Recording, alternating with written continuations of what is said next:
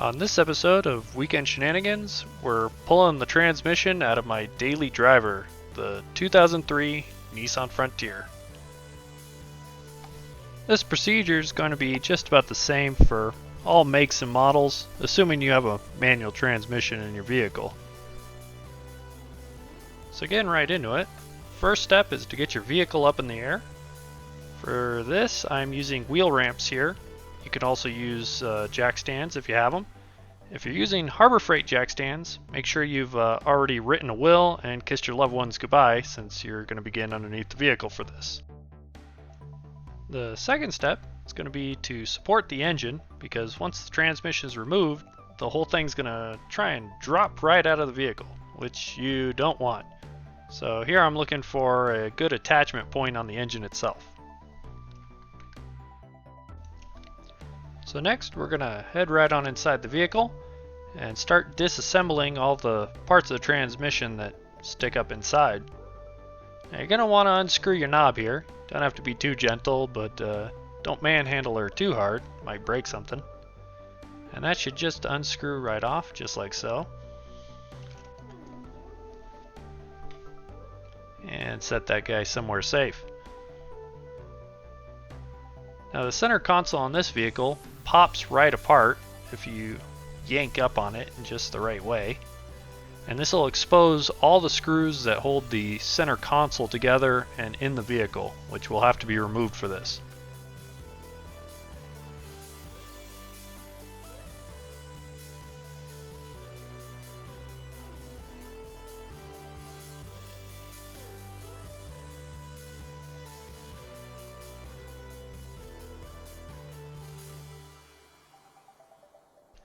Be sure to disconnect all electrical connectors prior to yanking anything out of the car.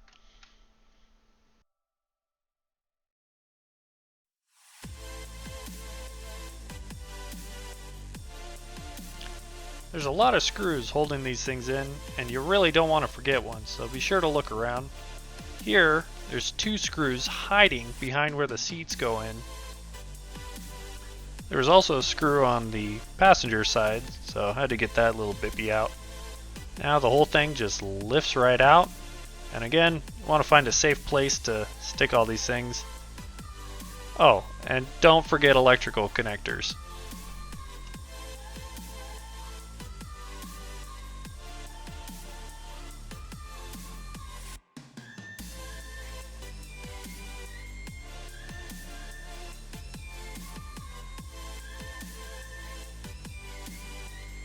What I'm removing here is the rubber seal that separates you from the outside of the vehicle. So making sure there's no tears in that, and setting that aside for later use. This second little boot keeps water and debris out of the transmission, which is also important and should be replaced whenever you do this kind of thing.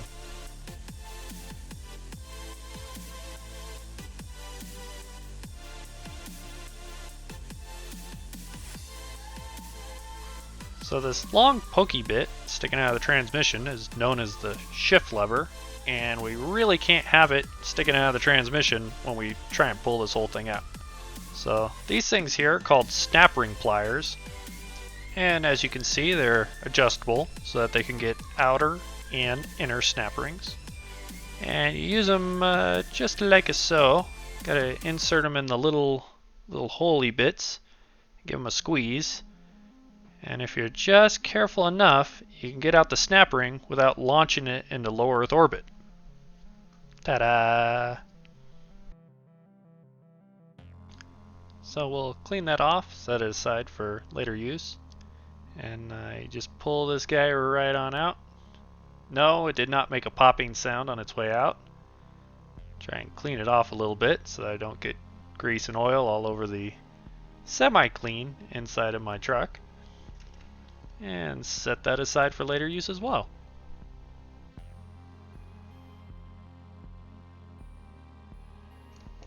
So you want to go ahead, be sure to give this thing a wipe here. This does lead inside the transmission, so I'm going to shove a bit of newspaper in there just to keep any dirt, grime out. We are going to be opening up this transmission to rebuild it, but best to keep as much dirt out of there as possible.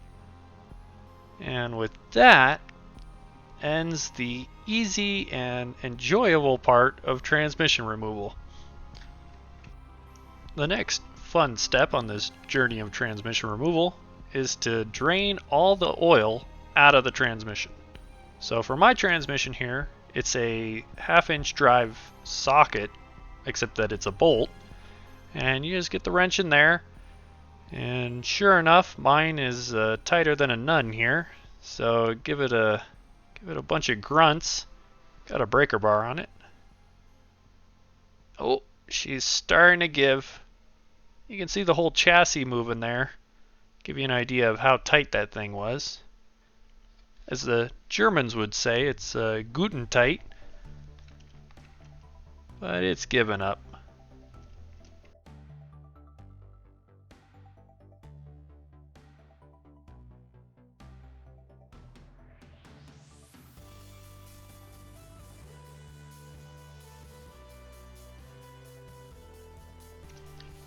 Make sure you got a pan under this thing before you release oil and create an EPA disaster.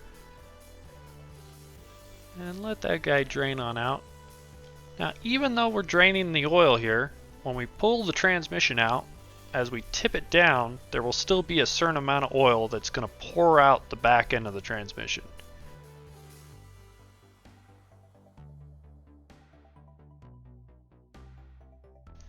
As you can see, most of the oil has dripped out of the transmission, and it looks like I got a lower ball joint that's blown out on the seal, so that'll have to be addressed at a later date. And that side's not looking too hot either. Always good to inspect everything while you're underneath your vehicle, especially when you drive like I do. Nothing like blowing out a suspension component when you're hurtling down the road at 90 miles an hour. And the next thing we have to get out of here is the drive shaft, which is this guy here. And this is a 2-piece drive shaft. As you'll notice, there's a big bearing right in the middle, and it's in 2 sections. So we'll have to disconnect it back there at the differential first. Before I go on back and attack the drive shaft, we're going to take the Ugga Dugga here and see if we can't get off the slave cylinder for the clutch. Atta boy, makes light work of that. Now, this upper one's a little trickier because the suspension rod here, or it's a torsion rod that actually twists to assist the suspension, is a little bit in the way. And of course, the only extension I have is the longest thing you've ever seen. Come on. Come on. There we go.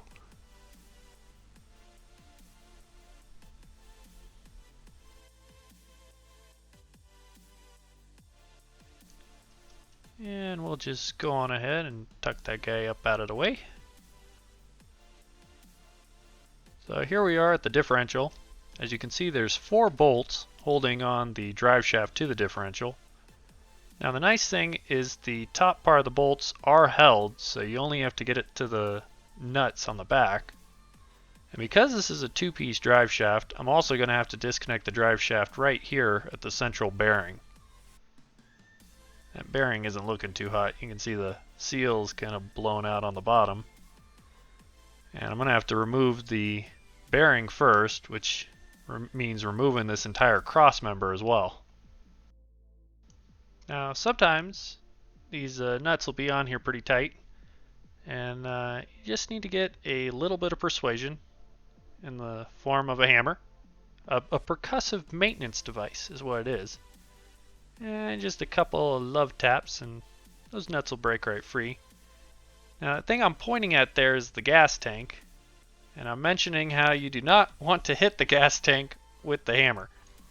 Now with a little prying, I did manage to get the central U-joint apart, and there's one of the shafts out. Always a ton of fun. So here's a good shot showing about how much space I have to work under here. Working in the dirt sucks, but you know, sometimes you gotta do what you gotta do. So just keep thinking skinny thoughts and hope that nothing lands on your forehead. That's the big one.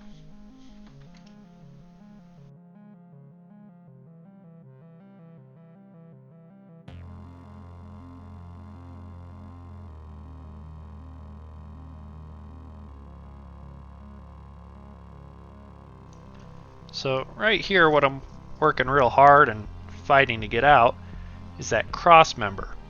And it's held by 4 bolts, 2 on each side. And the tricky bit here is to get all 4 bolts out without dropping it. So I'm taking my time, backing each bolt out a little bit at a time. And once I get the last 2, just kind of holding it in there, should be able to just drop this guy out. Now I'm bringing over the oil pan because as soon as I pull that drive shaft out, there you see it, oil's pouring out of the back of the transmission. So just set that guy right there.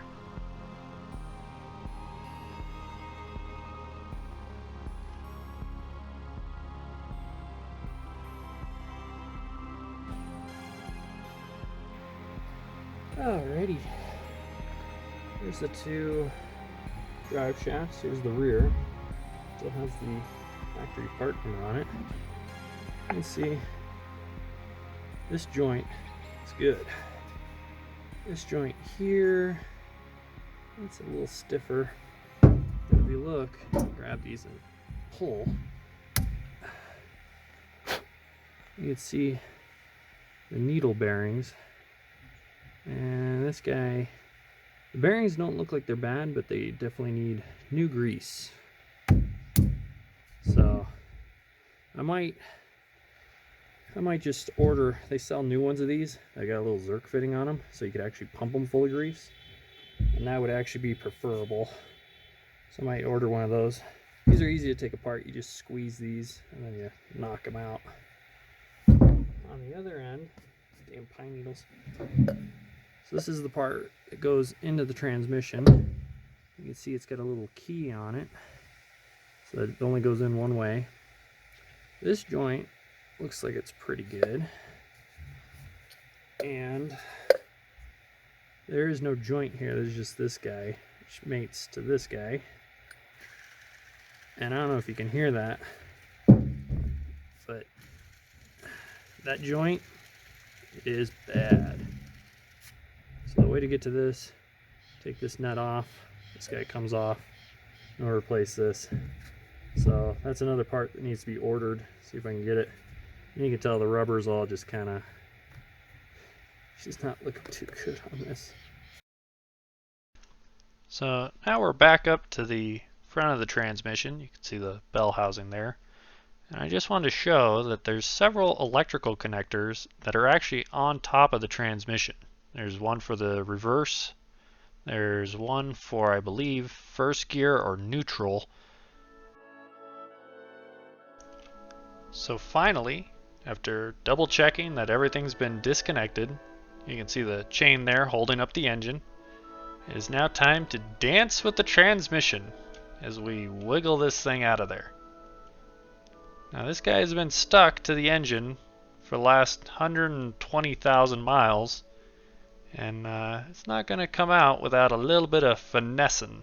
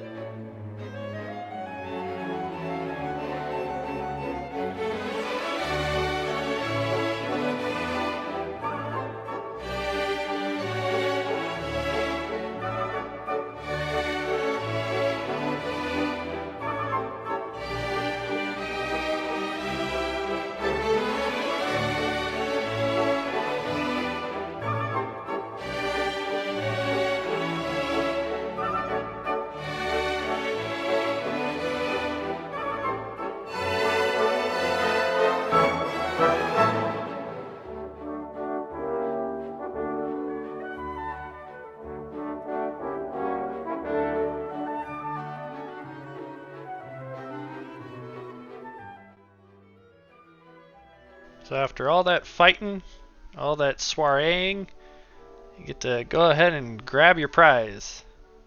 A 5-speed manual transmission. And go ahead and grab that sucker, lift with your legs, and put it in the bed of the truck. What a pain in the ass that was.